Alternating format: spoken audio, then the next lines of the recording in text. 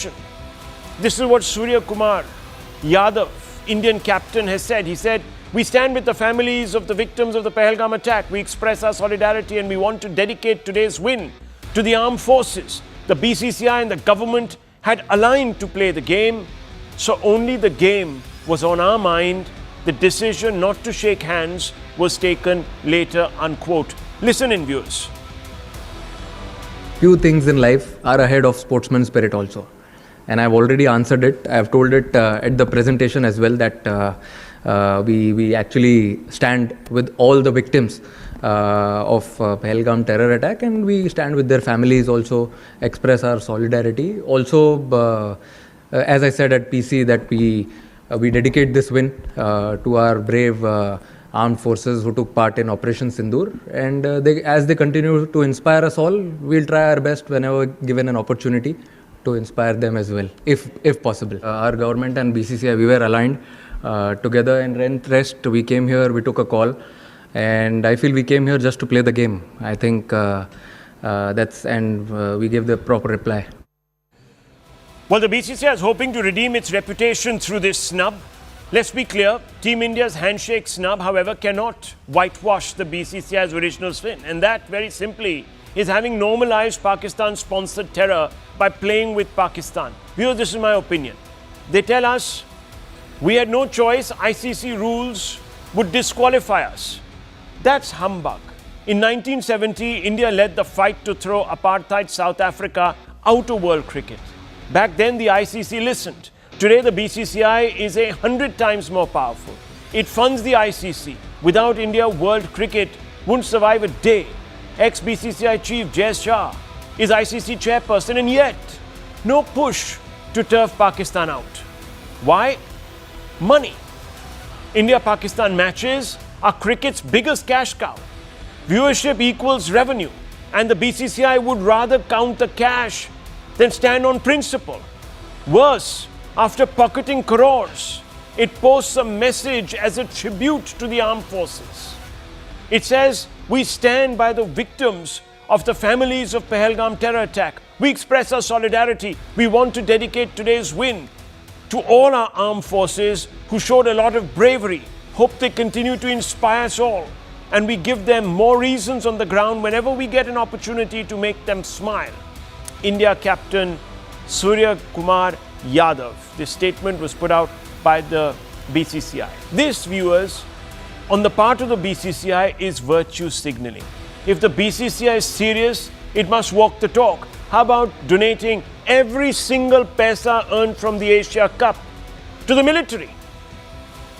The BCCI could also host Team India military appreciation nights, for instance, offering free or discounted tickets, in-game tributes, and veteran recognition. It could even organize, like the Baseball League does in the United States, a Welcome Back Veterans program to fund mental health support, post-retirement job training, and transition assistance. As things stand, Pakistan's cricket board has already made over 30 crores from the Asia Cup. That money will bankroll terror against our soldiers. No handshake snub, no tribute post, nothing will absolve the BCCI of the blood it will have on its hands if there's another terror attack, viewers. And that's fundamental to the conversation we're going to have tonight. And I want to open this up, and I want to begin with Dr. Ranganathan. We also have Piyush Chawla, former Indian cricketer, here with us, General Pandey, and of course, Sushant Sri. None of these individuals need an introduction. So, Doctor, I want to begin with you first. What do you make of the BCCI and its backers in the government who are making such a big deal since yesterday of this business of shutting the door on the Pakistanis, of the dressing room, of not shaking hands with them either at the toss or after the game? Do you think this by itself redeems the BCCI? Good evening, Rahul, and good evening to my fellow panelists. Look, let me be very clear. Forget handshakes. The least the BCCI could do was donate the money it earned from the India-Pakistan match to the widows and the families of our martyred Jawans and the families of the Pahalgam victims.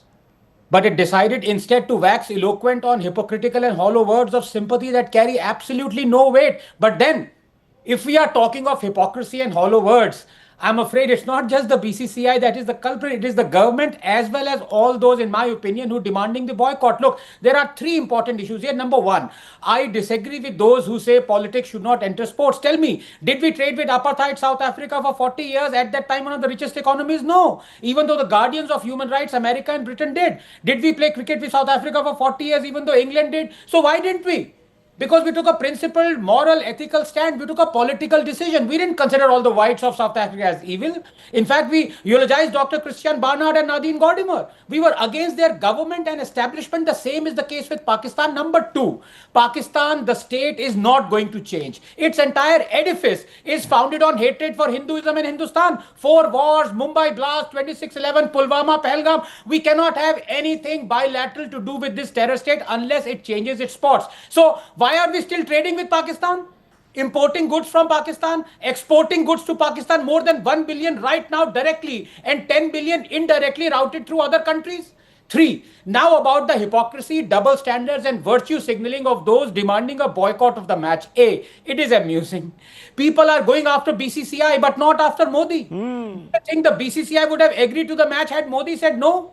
So why are they scared to call out Modi? B, they say we should boycott Asia Cup but play Pakistan in World Cup because we are powerful and we can. Then why were they calling out Trump for slapping only India with tariffs but not EU or China, even though they are buying more Russian oil than us? Because he's powerful and he could? Sorry. If you're hypocritical, you lose the right to call out the hypocrisy of others. See, fact is, in my opinion, Modi isn't wrong here.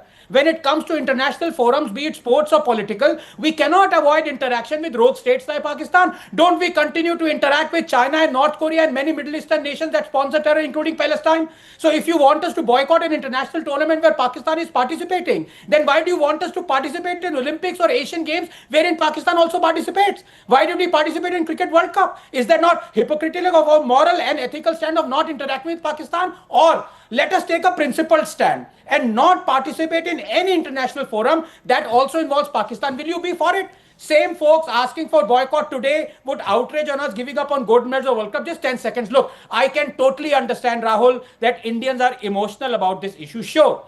But can we please be just emotional, not hypocritical? No, absolutely, Dr. Ranganathan. But there is also a way of ensuring that countries like Pakistan get, in fact, comeuppance. Russia was turfed out of the Olympics this time. Russian athletes had to participate under another flag, in fact. And that's because powerful countries aligned their interests together, perhaps at the urging of the United States or whoever it was, and managed to build pressure to exclude Russia. Now, India's done it before. In 1970, with South Africa, we aligned our interests with other ICC members, and from the South, the global South, we pushed, and that happened. So I have no problems with people calling for a boycott as long as the government makes at least an attempt to raise this issue in a manner. And I want to bring in Sushant Sareen, because Sushant Sareen, how will the Pakistan state now view India's decision to engage on a sports field? See, I'm not talking about the United Nations. These are forums which allow you the space to expose Pakistan, but not so much the cricket field. So how does Pakistan view this decision? Do they also see this as, India is, basically says one thing, does quite another. And this also sends out a message that they are hypocrites themselves and we can hoist them on their own petard. How do you see it? So look, couple of things. One of those few occasions where I disagree with Anand. Number one, I agree with him to the extent that there is egg on the face of both the government and BCCI. I will absolve the cricketers of what has happened because they are like soldiers. They are like General Pandey. If he is ordered to go somewhere, even if he doesn't agree with the decision, he'll follow his orders. That's what the cricketers have done. So I absolve them. Secondly, I don't think I've heard of not a single compelling reason which has been given by either the government or the BCCI for going ahead with this particular match. I'm not saying tournament, I'm saying match, which is where I'll join issue with Anand. Number three, my problem is that for, a lot of people argue that, what's the big deal? So what if there is terrorism? But we have been interacting with Pakistan on various other stages just because we've been doing something wrong for the last 80 years. And we have normalized this compartmentalization that, okay, if Pakistan sends terrorists into India, if it butchers Indians, if it spreads, Hindu phobic and anti-Hindu propaganda and treats Hindu shabbily, it's all very well as long as we are playing cricket, we are doing mushairas, we get Pakistanis into Bollywood. It's all okay. I'm sorry, it's no longer okay. And I think we need to put a stop to it. Now, let me come to a couple of things which Anand has raised. Number one, he's wrong. We are not doing any bilateral trade with the Pakistanis right now. I think there's the maximum trade which is happening is maybe $500,000 or something. Now, if Anand thinks that is hypocrisy, good luck to him. I don't think that's hypocrisy. It means that you've basically banned all trade, and I don't even know what is coming in that $500,000. Secondly, on the issue of where he says boycott all international tournaments. No, I don't see why we should boycott international tournaments. But we can make an example of Pakistan. For example, even in the Asia Cup, we will host the Asia Cup. Number one, we should not have taken it to UAE. We should have held it out here. If Pakistan did not want to come, to hell with them. We will go ahead with the tournament without them. Yeah. Right? Now, okay, we took the tournament to UAE. If I was calling the shots, which I am not, I would have said, yes, we will play this tournament. This is our tournament. But if there is a match with Pakistan, I will not play it. I will boycott that match because that sends a very, very strong signal, not just to Pakistan, but also to the rest of the cricketing community and the international world that I'm drawing a red line. To compare this with the Olympics, where if 8 candidates reach the final of the javelin throw, number one, it was a blue moon day when a Pakistani came into any athletic event. Normally they're out in the first round even if they qualify. They have about 10 or 15 people who go to the Olympics anyways. But assuming somebody qualifies for the heats and is thrown out, you are not necessarily clubbing him together with an Indian. So it's not an Indian versus a Pakistan thing. It's not a bilateral in an international tournament. So to compare that with a bilateral match in a series like, what we are playing in Asia Cup right now, I think that's a travesty. It doesn't hold up to reason or any logic. And finally, Anand says, we go to the UN, we go to SCO. Yes, we go to the SCO, we participate out there, but do we play with the Pakistanis out there? Do we sit and talk with them? No, do we expose them. We don't do it. We ignore them out there. The same thing I'm saying, you hold an international tournament by all means, even if it's in India and you are forced to call Pakistan, hold your nose, call them, but say, I'm not going to play against them. This business that you rigged the entire draw of the Asia Cup and you rig the draws of Champions Trophy and all ICC tournaments to make sure that India and Pakistan have the possibility of playing the maximum matches together. Let's do away with it. Can we or can we not do away with it? Indian cricket will still make tons of money if you don't play Pakistan. Will Pakistan make that same kind of money? And one last point, if you allow me. Anand is a purist in that sense. He tries to look at everything in black and white. That's the problem with these damn scientists when they come and start talking about, things like politics and international relations. And that is why I strongly discourage Anand from doing it, because he looks everything in black and white. There is hypocrisy in politics and real life. Learn to live with it. When the other guy does it to me, I'll call him out. When you call me out, I will oppose you on it. That's the reality. That's hypocrisy. Okay, but hang on. Just want to make one point. Sushant Singh is right. Cricket will survive, viewers. Pakistan's cricket board may not, but cricket will survive. The IPL does fantastically well. Biggest money spinning league anywhere in the world, and there's not one Pakistani fingerprint on the IPL. So that's done. Yes, Dr. Ranganathan, you were raising your hands. I want to bring in General Pandey. Very important point of view from him. Yes. No, absolutely. And Paji, Sushantji's views are aankhon par. I know he's like my elder brother. But I like to say in the 3 points that he's raised, and of course he's right, I'm self-confessed man of black and white. Maybe that's my problem. But I always go by first principles on free speech, on hypocrisy, whatever it may be. Now, Sushanti says, well, our trade with Pakistan has dwindled to minimal. There is no such thing as little bit pregnant. Either you are doing it zero or you're doing little bit. In fact, even after now, it might have dwindled down to minimal imports. But for the last 5 years, after the dastardly attack of Pulwama, we were still trading substantially with Pakistan, even though we had removed the most favored nation tag. Number two, now picture a scenario in Olympic semi-final hockey between India and Pakistan. Would the same people saying boycott playing with Pakistan say, well, let's forego playing with Pakistan and let's lose the chance of getting an Olympic medal? Supposing let's the World Cup semi-final of cricket, would we say let's not play Pakistan and let's forego the chance of becoming the world champions? If that is the case, I'm fine. Then boycott every bilateral meeting in a multilateral event with Pakistan. Then do it. Don't have double standards. That's all I'm saying. Okay, just 1 second. Can I just make a very, very quick rebuttal? Yeah.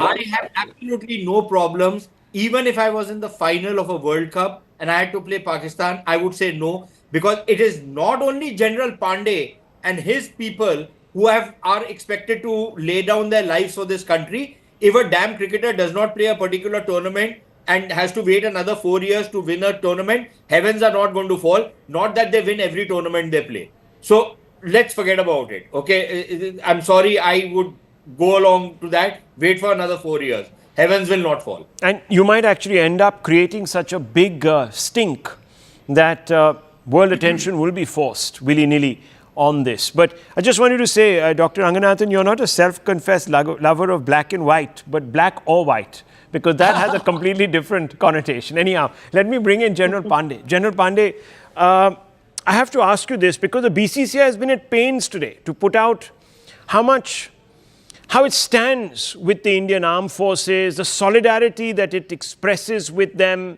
and how this win has been dedicated to them. So from that point of view, I think many people are saying that it's checked that big box where people were saying that by playing this match, etc., they betrayed the martyrs and, the other sentiments that were expressed. How do you respond to the BCCI's actions?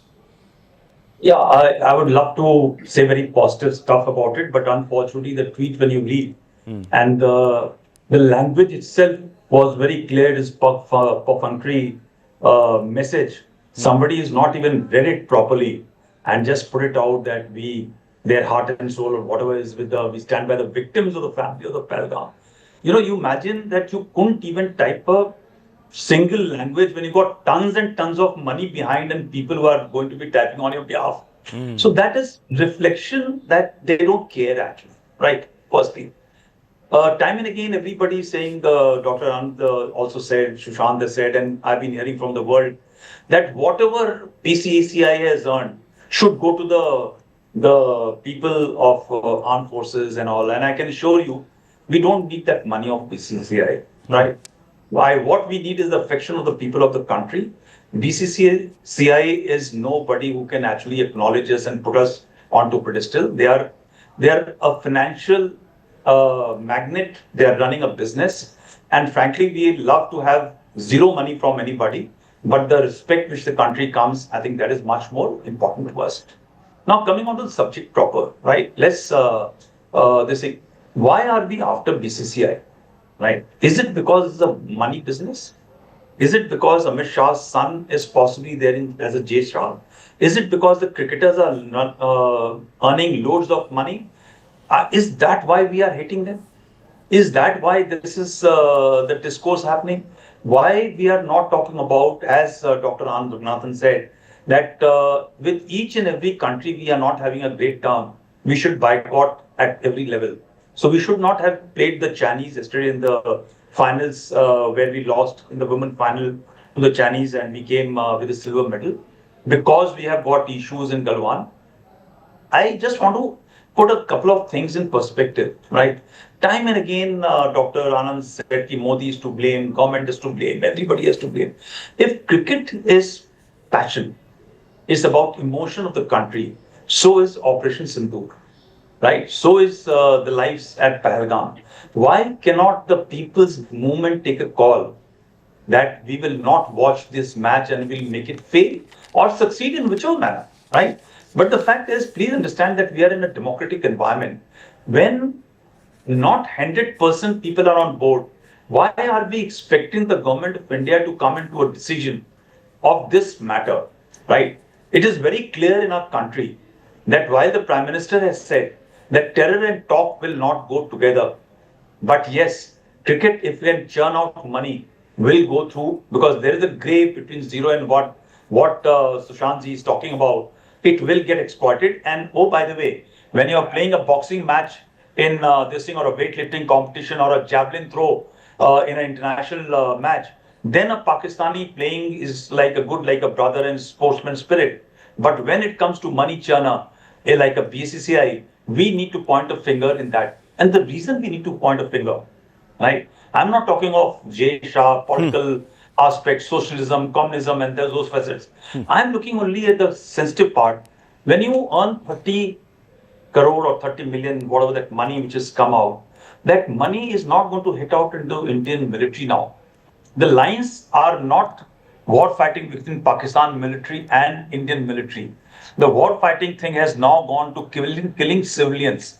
This money is going to use to divide our country, fund in radicalization. Yes. Fund in, use it to divide a fault line. This money is going to come to kill not the military soldiers, exactly, but also civilians. The way it is happening in Pahalgam, it is going to come into Kashmir, into every corner of the country.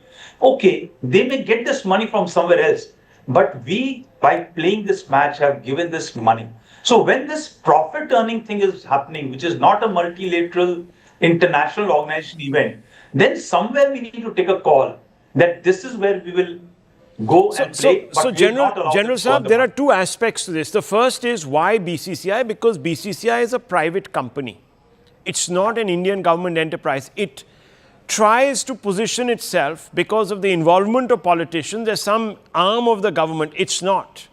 It's a private company. If other private companies are being disincentivized, especially those in Punjab, etc., doing business with Pakistani counterparts across the border, then why should the BCCI be profiting from cricket trade? This is the linkage we should go. So that's that it. When the trade of Jammu Kashmir can be stopped, do you believe that Ludhiana hosieries makers don't want to sell their hosiery in Pakistan, or bedsheet walas, or dry fruit people, or apple orchard, apple growers? They also want to send their produce across the border to Pakistan, across the Atari-Wagah border, and make money. So why should only BCCI get this exemption?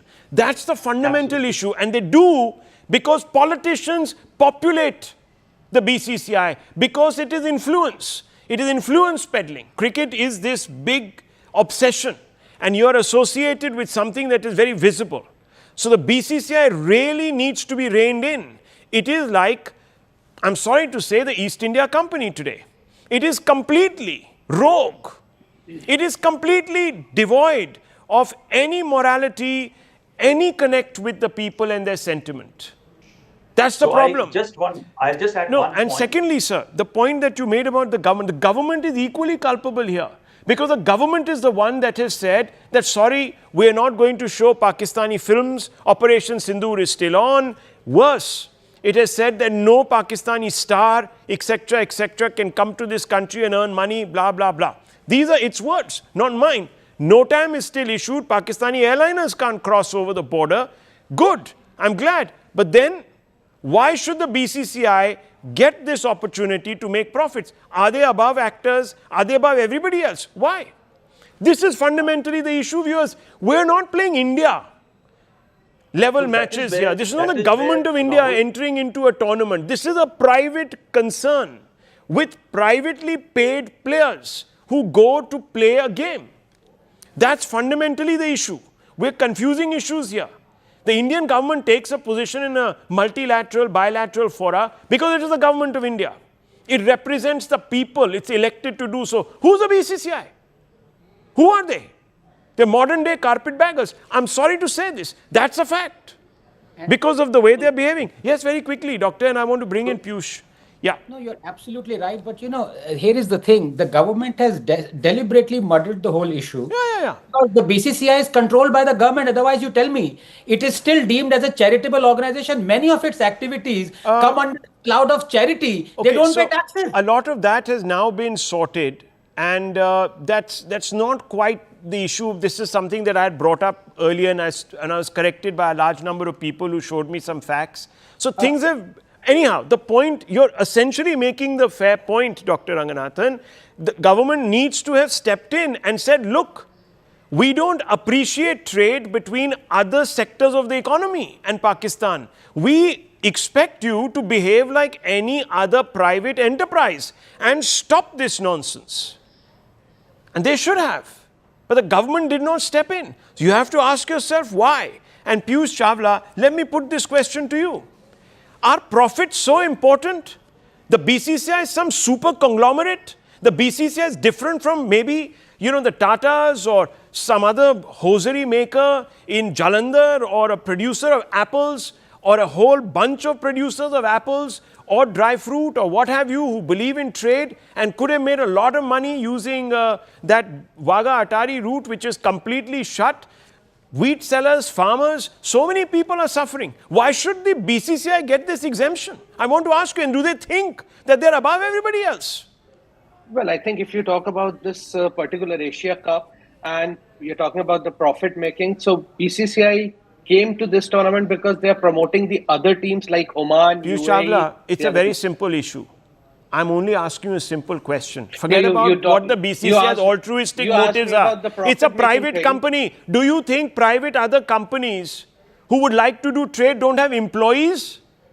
People to feed? Well, they can't do charity for their own Indian people because there is an embargo on trade, sir. This is a direction of the Indian government. Is the BCCI someone exceptional?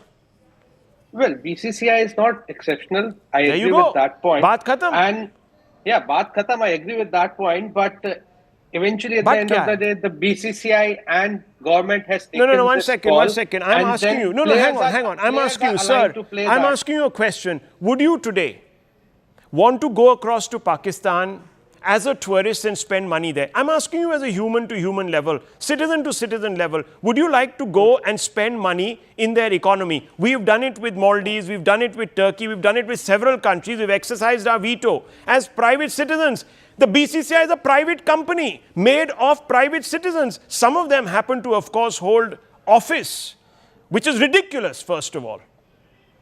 What are these politicians doing in the BCCI in any case? But coming back to the point, how is the BCCI thinking that it is above the manufacturer of hosiery or of garments or of any other product, which today those companies are banned from trading with Pakistan? I'm asking you this, sir.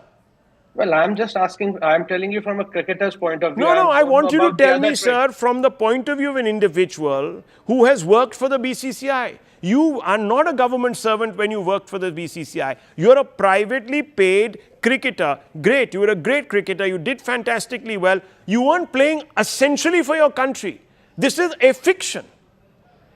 Well, that's what, but people, the sentiments of people who watches the sport, we are playing for India eventually. Okay, so tell me something. Do you think your friends are pleased?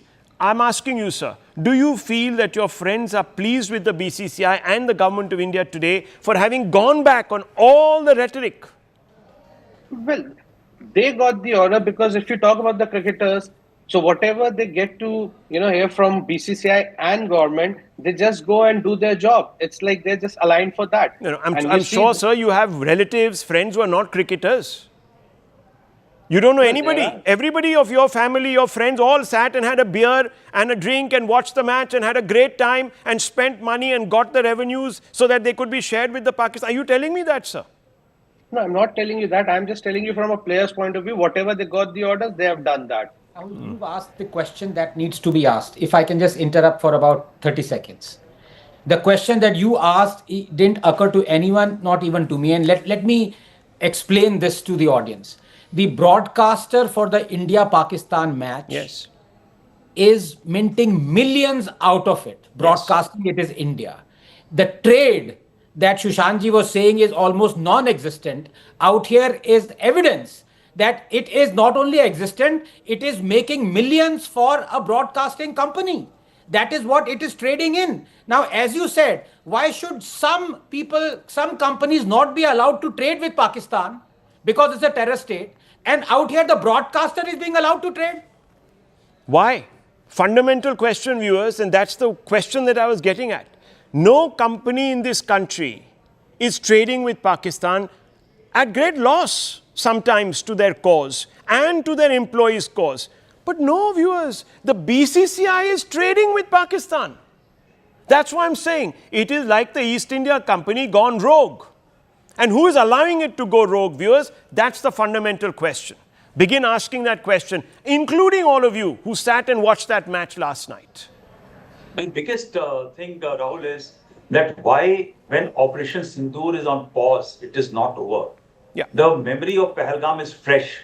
We have all watched the Pakistani cricketers come out and talk about taking women, our film stars, the dirt talk, the street talk, which completely. has happened. I mean, this was inexcusable. These explanations that have been given today by various ministers are shambolic. Have some shame. I need to move on, viewers, because there's another very big story, this time originating from the Supreme Court. Let's have a look at this story because lots of different versions are doing the rounds and a lot of them are confusing a lot of people. But it's quite simple. A whole ecosystem, if you remember, threatened revolt. They said Modi was an Islamophobe. I don't know why we are showing these great pictures of the Supreme Court. They say nothing to me. I don't think they say anything to the viewer. Let's just show those pictures of those people on the right of the screens who thought that they could bring the country down, viewers. Because they said that Prime Minister Modi was an Islamophobe and the BJP was fascist. They said that Muslim rights are being alienated. Their religion was under attack. Their places of worship were going to be seized. Why? Because the NDA's Waqf Amendment Act, they said, was an assault on secular constitutionalism and needed to be scrapped. Hundreds of lawyers queued up outside the Supreme Court, filed petitions. Number of Muslim groups, all represented by Hindus and Muslims and all sorts of other people from different walks of life, argued the case persuasively, they believed, for scrapping the Waqf Amendment Act that was brought by the Modi government. They threatened to bring India to a halt. These are some of these absolutely extrajudicial dramas that were playing out in the street. They wanted to create the riot situation of CAA, Kagaz Nahi Dikhayenge, that whole thing was to be replayed, viewers. And many politicians came out and told Muslims, the government has an eye on your places of worship. They're going to take them all from you. Imagine, viewers, what that creates. What sort of fear that sort of whips up in someone's mind. Today, these fearmongers have all got a supreme jolt. The Supreme Court's interim order on the Waqf Amendment Act is nothing short of a thunderbolt. By refusing to stay the law in its entirety, the court has sent a blunt message. The era of unchecked Waqf land claims and, quote, Muslim first, unquote, appeasement cannot continue unquestioned. That's the message that has come from the pulpit of the Supreme Court. For decades, pseudo-secular politics shielded the Waqf boards, granting them exceptional powers over property. They could take over the property of any denomination in this country without batting an eyelid. Today, that exceptionalism has been stayed, curbed, call it what you wish. The Supreme Court has upheld the constitutional presumption, and these are not my words, these are the Supreme Court's words of Parliament's Act. So, the constitutional presumption behind the Parliament's Act has been upheld, signaling that reforms introduced by the NDA government were neither arbitrary nor communal, but corrective. The Supreme Court backs the NDA on the Waqf Act, the Waqf Amendment Act largely intact in the interim, presumption of constitutionality reaffirmed, presumption of constitutionality. Most provisions in force to curb exceptionalism. 3 provisions state, but only till NDA notifies the rules. The move to override Waqf by user upheld by the Supreme Court, viewers. Upheld. Crucially, 3 controversial clauses have been stayed, but these are the exception, not the rule. 5-year Islam practice rule, for property dedication, which the government had already begun to water down in its arguments before the Supreme Court. So it's not really something that's going against the government's intent. The collector's powers to decide Waqf property disputes, and most importantly, the non-Muslim seats on Central Waqf Board will be capped to 4, which is an assurance that in fact the centre gave to the court. The big picture is clear. Minority appeasement dressed up as secularism has hit a judicial wall. The message from the highest court is unmistakable. Equality before law trumps religious exceptionalism. And today, let's open this up. Let's have an honest conversation, hopefully an informed one. And let me begin by asking a very simple question of Tariq Khan Bhai, who's with us from the Samajwadi Party. Tariq Khan Sahab, it was said by people like you, and you were on this show, that the Modi government is looting, is on the verge of looting the religious places of worship of the Muslim community, disenfranchising Muslims, alienating them. Some of your colleagues in other parties have said this. People from outside of the India bloc, but not part of the NDA, like Asaduddin Owaisi, have said this. Some within the India bloc have hit the streets and said that we will bring this country to a standstill. And today the Supreme Court has come out and talked about, sir, constitutionalism, saying very, very importantly, and these are the words, that the presumption of constitutionality has been reaffirmed, which means that the Modi government was not doing anything extra constitutional. In fact, you were.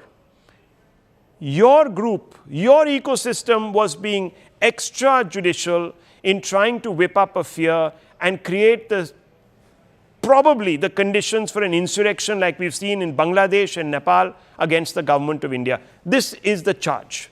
Please respond. Okay, you said it's not against the intention, means the judgment is not against the intention of the court. Presumption of constitutionalism. I got your point. Simple. Means we have to understand things in sequence. First of all, what this law says that all the work property should be registered. Okay, point number 1. Point number 2, if any dispute arises, who will decide who will judge that dispute? Absolute power had been given to DM. Okay. Now, in this judgment, that absolute power has been revoked. Now, if this is up to you, how you will take it? It's a victory for BJP. I'll congratulate BJP once again that it's a victory. When under the pressure of the people, under the pressure of the farmer, they revoke farm law. It's a victory for BJP. I congratulate again for that event. When Supreme Court framed the guideline for bulldozer action, that's a victory for BJP. I congratulate all the time when Supreme Court says something to BJP, that's a victory to BJP. It's very good. It's all we should come together and stand and clap that yes, that's a great decision, that's a great work by Bharatiya Janata Party, and all the people who are sitting in Supreme Court, they don't have enough minds to say all these things that no, there should not be absolute power to the district magistrate. BJP can't do anything. It's all right if this should be taken in this way, but I must say this, that it's a judgment which define all the things and correlate all the things. If we look at Waqf by user, if there is a dispute of Waqf by user, it goes to district magistrate. And district magistrate was the final authority to say that yes, it will be registered or not. That is also breaching. You'll get your time, Anand Saab, you'll get your time. You'll get 5 minutes to run all your things. You'll get your 5 minutes. Okay. So, what the current law says that DM will have the absolute power. So, what court has done, they have defended themselves. Okay. What they have done in this law, they have said that DM, you are the judge. Now, the judges are saying that no, DM is not judge, we are judge. Okay. We will judge any type of dispute. So, okay. they have preserved their right as well. Okay. Their right. You started, Bharatiya Janata Party started capturing rights of judiciary. Okay. They have defined the jurisdiction, the boundaries of executive, and judiciary. Okay. What are the parts of executive Okay. and what are the Let me bring the other side. Okay. This is what Mr. Khan is saying. He's got a point. He's making a point. I just want to point out one thing. One of the provisions which was seriously contested was the non-recognition of Waqf which were not registered. Viewers, this is what Mr. Khan is talking about. The Supreme Court has not stayed that provision. So please read a little more carefully. In other words, the non-registered Waqfs will not be treated as Waqfs. Yes, the matter of who adjudicates on whether they are or they are not has been resolved to some extent in favor of the court itself. So to that extent, Mr. Khan is right. But viewers, to suggest that the entire act was going to lead to people or the government looting the places of worship of the Muslim community, that, viewers, has not borne out. The court has actually said that the presumption of constitutionality, it is reaffirming that, which means that as a whole, the act is constitutional, in consonance with the constitutionality of this country. Dr. Ranganathan, you were raising your hand because you did. I want you to come in, and I want then the BJP national spokesperson and the Congress leader here to pit wits. Yes. No, and at the outset, let me say that I greatly value the friendship and erudite, nature, eloquence of my good friend Tariq Bhai. But उन्होंने जो भी Sharia GPT से बोला पिछले 5 minute के लिए, please allow me to rebut, because Sharia GPT ये version 4 आया, version 5 आया, ये बदलते रहते हैं. Look, it is a watershed moment today, Rahul, because the leopard in the form of the Supreme Court seems to have changed its spots. Great. My problem is that the spots may have been changed, but the spots remain. And that is the tragedy of this country. 2 steps back, 1 step forward. For 30 years, the Supreme Court never found illegal an act that gave Muslims the power to claim any property as their own, that allowed them to annex any land housing a functional mosque. But today it is sitting to adjudicate whether a version that curtailed these draconian excesses was illegal or not. For 30 years, the Supreme Court never found unsecular an act that gave Muslims the power to use thousands of crores of taxpayers' money to conduct surveys of religious property. For 30 years, the Supreme Court never found unjust that a parallel extrajudicial tribunal decided with finality the fate of the aggrieved whose land and property was usurped. But today it is sitting to adjudicate whether a version that curtailed these draconian excesses was illegal or not. And you still claim that this country is not a banana republic. As I said, the leopard may have changed its spots, but unfortunately the spots remain. And the fact of the matter, Rahul, is that we are being guilt-tripped into giving away our property, our schools, our temples, our rights, and finally our faith. Because the same Supreme Court has to explain how is it that in the last 10 years, the Islamists have usurped 20 lakh acres. How? Through this same act. Look, I have nothing against the Waqf board. Just 30 seconds. Why should anyone, yaar? Countless boards, charities, NGOs exist. The problem for me always was the Waqf Act that weaponized the Waqf board. World over, disputes over property are settled using courts and existing laws that are community and religion agnostic. Why should a particular religious community be armed with another set of laws, those that are patently discriminatory towards member of another community as a primary instrument of defense or indeed offense? The fact is, every mosque in India is built on Sanatan land, is it not? Including Jama Masjid. Tomorrow, if a Hindu board armed through a Waqf equivalent Sanatan Act claims Jama Masjid, how would Muslims feel if they were to first plead their case in front of a Sanatan tribunal rather than approach a court? And that is why I say this is something that the Supreme Court is even too afraid to address. So the leopard may have changed its spots, but the spots remain. Yeah, fundamentally that is one of the issues. So I want to bring in Mr. Sinha. Mr. Sinha, the courts have walked more than half the distance, the BJP says, and met it, and has upheld the constitutionality, and the term that was used is the presumption of constitutionality. And that is an important term because it gives you the right to come out and say that, look, we were right and the fearmongers were trying to whip up communal frenzy. Can you elaborate for Mr. Khan, who challenged you, 3 points or 4 points why you believe today this is a victory for NDA's reform is sabka saath, sabka vishwas, legislative push. Well, good evening, Rahul. Good evening, everybody. You know, the Supreme Court judgment today is very interesting. While it is a consolation win for the opposition, it's a real and decisive win for the government reforms initiated under the Waqf Amendment Act 2025.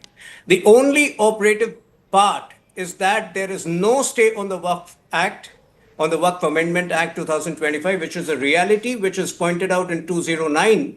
In the totality of the circumstances, we do not find that any case is made out to stay the provisions of the entire statute. The prayer for stay of the impugned act is therefore rejected. This is what should matter. But even on the issue where the Waqf donor needed to be a practicing Muslim for 5 years, please read the judgment properly. It says prima facie. The requirement of practicing Islam for 5 years before creating a waqf cannot be turned arbitrary. However, as there is currently no procedure to verify such practice, appropriate rules will need to be framed by the state under Section 109, which is something which we are committed to doing. Yes. There are teething problems in any new amendment, any decisive and historic amendment, and so are there over here. Please note that the maximum damage caused to the Hindu community and to other communities was through Section 40 of the spurious 1995 amendment, coupled with Waqf by user, both of which stand negated conclusively. Yes. At the same time, the deletion of Section 104, 107, 108, which were equally contentious, stands validated. I think it's a big day for the government. Like you said, like you started off, the constitutional validity of the Waqf amendment stands validated.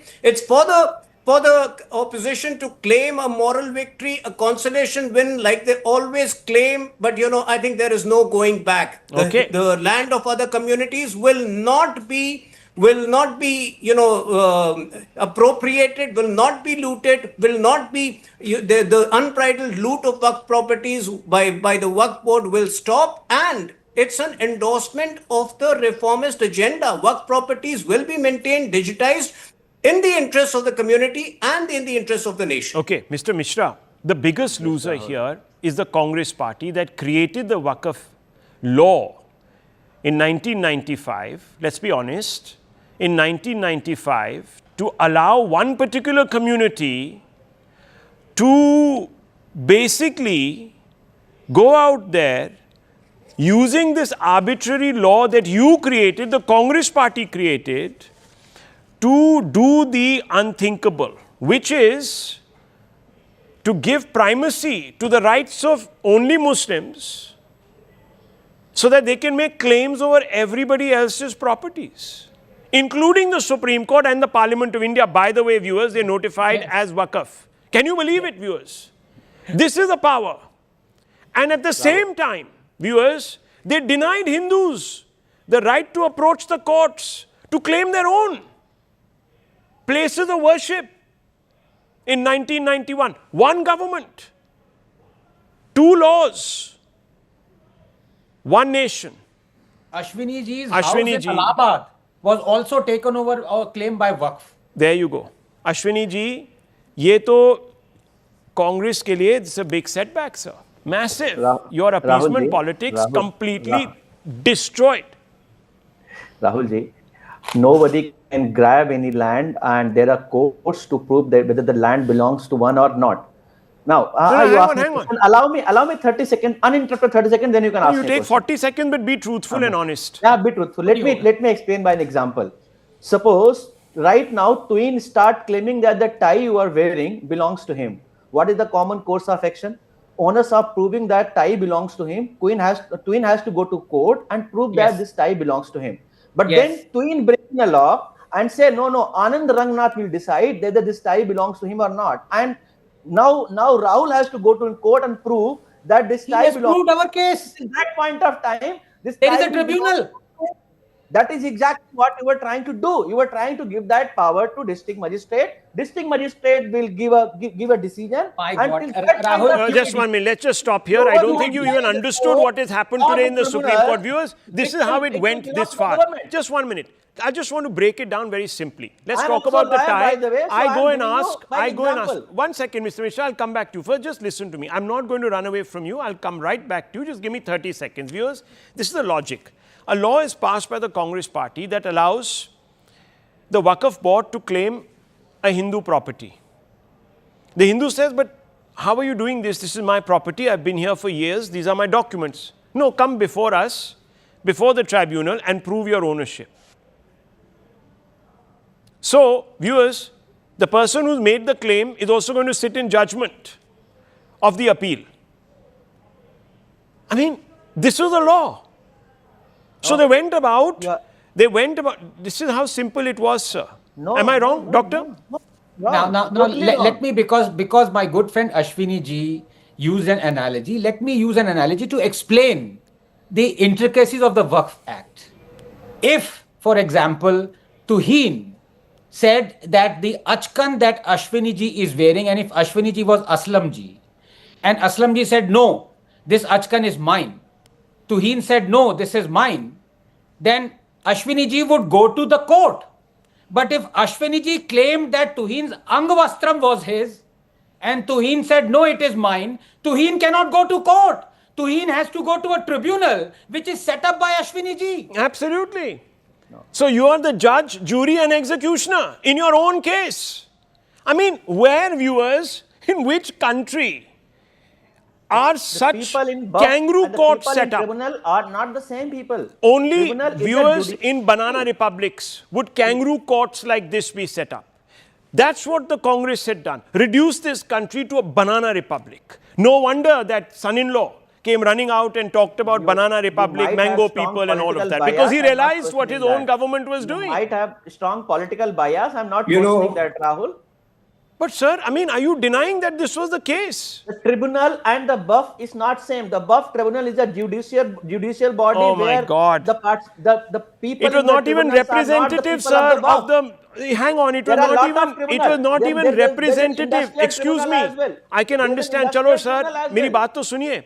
I don't even mind if it was a, quasi-judicial body, as long as it was representative of all the communities that live in this country. But no, even that was not. It was only supposed to be packed by Muslims. And that too of a particular denomination of Muslims itself, a particular caste. So when the government said, no, that can't happen, there are Pasmanda Muslims, there are other Muslims, these people went into a paroxysm. They got a culture shock, viewers. They said, हमारा तो पूरा जागीर गायब हो जाएगा. Our complete dominance of the system will be broken. The elite classes went into paroxysms, viewers. Tortured paroxysms. And they went running to the courts. This is exactly what has happened today.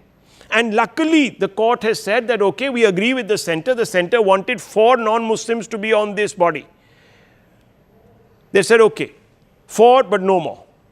So the majority still remain Muslims. Hopefully, there will be women, there will be other castes Muslims, and not just one Ashrafi class and caste of Muslim. So please, I don't think, Mr. Mishra... You are intermingling, you are confusing with BUF board and BUF tribunal. BUF board is different, BUF tribunal is different. Tribunal is a judicial Oh my body God. where people from all religions are allowed. Even Mr. People Khan from is keeping all quiet and religions are playing his allowed. video game. वो भी कह रहे हैं कि छोड़ो मैं grand theft auto पे कर लेता हूं मगर अश्विनी जी की नहीं सुनूंगा मैं.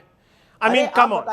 This is ridiculous. वो भी देख रहे हैं आपको sir and he's smiling at you and saying ये क्या बोल रहे हैं. Anyhow, viewers, I'll just tell you one thing. Please don't stereotype. Please don't stereotype, Rahul. It's not I'm not stereotyping anybody. I'm just saying that's one of the most common games that apparently people play. I don't even play video games. Rahul Gandhi probably didn't understand the Waqf Act, so he didn't speak on it. But Ashwini ji, what are you speaking? I don't know. I mean, he's on his own trip. But anyhow, viewers, the point is that constitutionalism has been upheld. Now, you can say, and I agree with Mr. Khan, and I agree with Dr. Ranganath, and the court could have gone much further in both cases. I agree. It's not as if the court has completely given the NDA the writ of the run of the writ. No, that has not happened either. There has been a check, and I'm glad for it, and I don't think anyone is going to be too upset So it's good that everyone is sort of meeting each other midway, but net you have some reform. And that's how it should be. And I just want to move on, viewers, because there's something very important that one has to share with you. And I want you to see these visuals. The West's romance with multicultural democratic constitutionalism is under attack. Millions of self-proclaimed nativist groups are hitting the streets from Australia in the southern hemisphere to Western Europe in the northern hemisphere. The theme is the same: reclaim the nation, keep out immigrants. Wrought changes to the constitution to make it legal to seal borders and refuse entry to even the most visibly persecuted refugee. Their antipathy is specially directed at Muslim immigrants from the south, which is code for those originating from North America, some Middle Eastern countries, and the subcontinent. The reason that is most often given is that Muslim immigrants don't integrate, but instead want to impose alien Sharia-derived mores on the host country. Most of these rallies are led by far-right parties and their leaders who are outright racist, white supremacists, some even neo-Nazis, but that doesn't mean that they are confined to the fringes of the polity. Viewers, what you're seeing in the middle of your screens show widespread participation of whites in the UK in these rallies that are being held by the fringe. Polls show that in most Western European countries, the far right riding on anti-immigration sentiment are finding takers for the highly polarizing rhetoric. In England, Reform UK, that is led by Nigel Farage, a champion of the MAGA movement in the US and close ally transatlantic of President Donald Trump, has made significant inroads into Parliament, but Farage's politics is still within the formal or mainstream framework of Britain's multi-party system. Given that Farage, who is a member of British Parliament, has worked across the aisles of Westminster, he is likely to work through Parliament to push his parochial nationalist brand of populism. But this is not true of more fringe figures like Tommy Robinson, Katie Hopkins, who organized this massive Reclaim UK rally, of which you are seeing in the middle of your screens. It happened in Australia, it has happened here, and these are the prime movers behind the Unite the Kingdom rally that was organized on Saturday and attended by 100,000 people, and that's a conservative estimate. Most speeches focused on recurring themes: British identity, Christian heritage, the damaging effects of Islam in Britain and Europe, unassimilated immigration, the scourge of pedophile Pakistani and Middle Eastern rape camps. The trouble with such a far-reaching and indiscriminate nativist stereotyping agenda is that it could direct derision or anger against all non-whites, especially South Asians, as a block, viewers. The average white Briton finds it very hard to distinguish between an Indian, Pakistani or other subcontinentals. Most often, even some Middle Eastern ethnicities are lumped with Asians. The generic term used in more blue-collar settings to describe those that appear to be Asian is a highly caustic, condemnable term, Pakis. So what is likely to happen now? There's little reason to be optimistic. Public concerns about mass immigration, long ignored, have peaked now to the point where most whites are no longer picky about who they're seen with, and they don't mind joining these kind of marches. The likes of Tommy Robinson are no longer pariahs. The genie's out of the bottle. No amount of liberal scorn directed to arouse shame among those flocking to the Robinson camp can reverse this inexorable slide into a monochromatic England. The once unthinkable alternative is now tolerable, viewers. Expect even Indians to be discriminated against. And that sets the stage for much greater social strife. These are worrying times, viewers. If your children are going to study there, if you yourself are going to holiday there, if you're going to work there, could be problems. And it doesn't mean that you don't have the visas. You will not be spared. Let me tell you, this is where England is going. This is where Australia is going.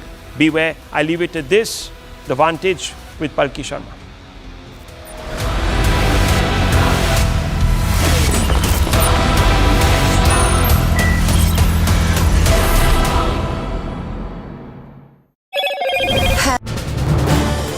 This is News 18 Network.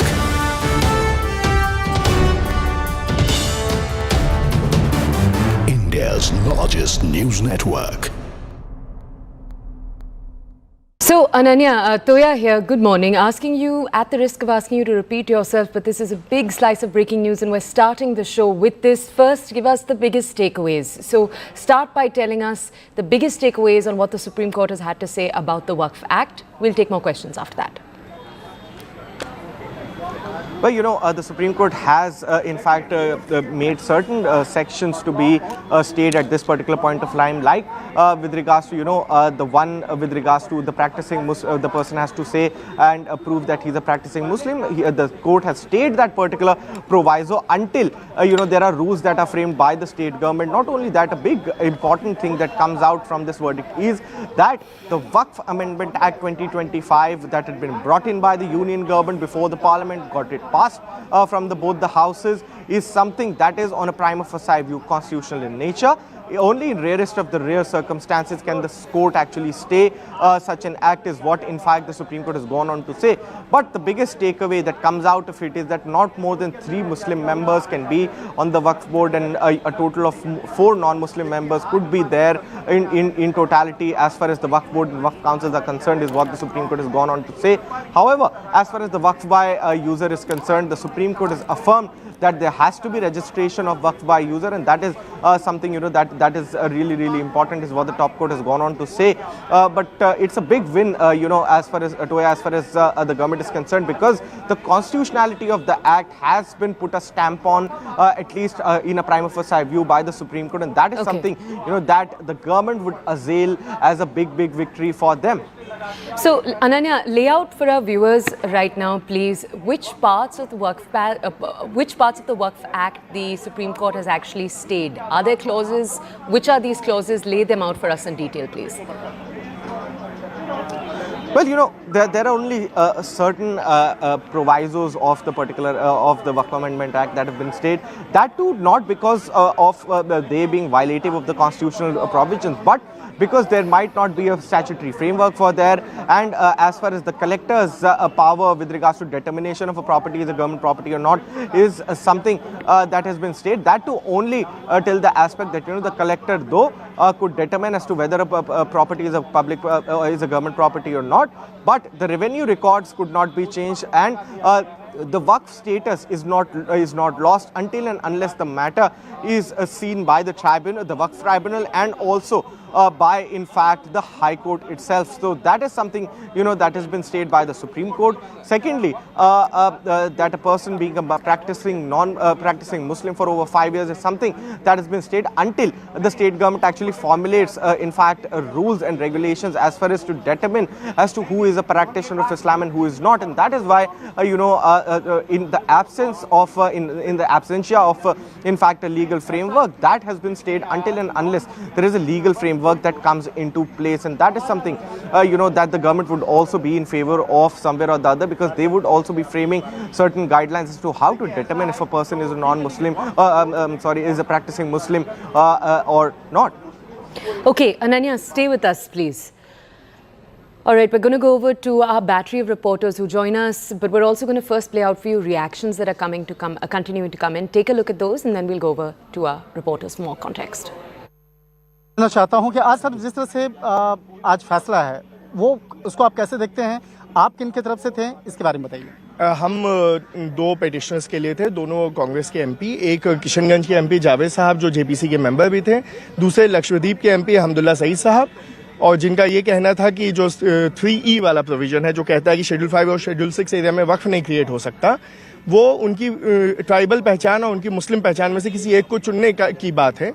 तो इनको हमने represent किया था, और आज court ने interim उस पर अपना फैसला सुनाया है।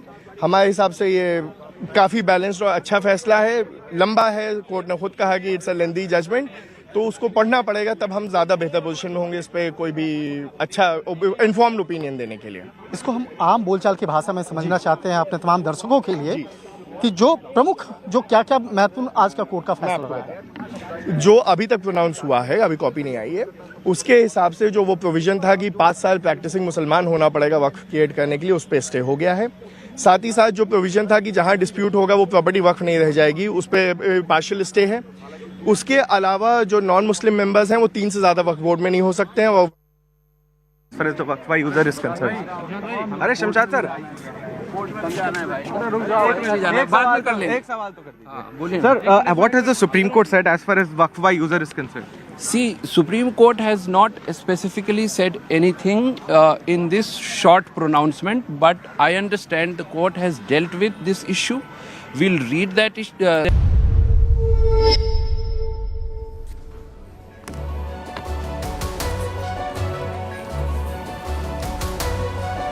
Hello, Namaskar. This is First Post and you're watching Vantage with me, Palki Sharma.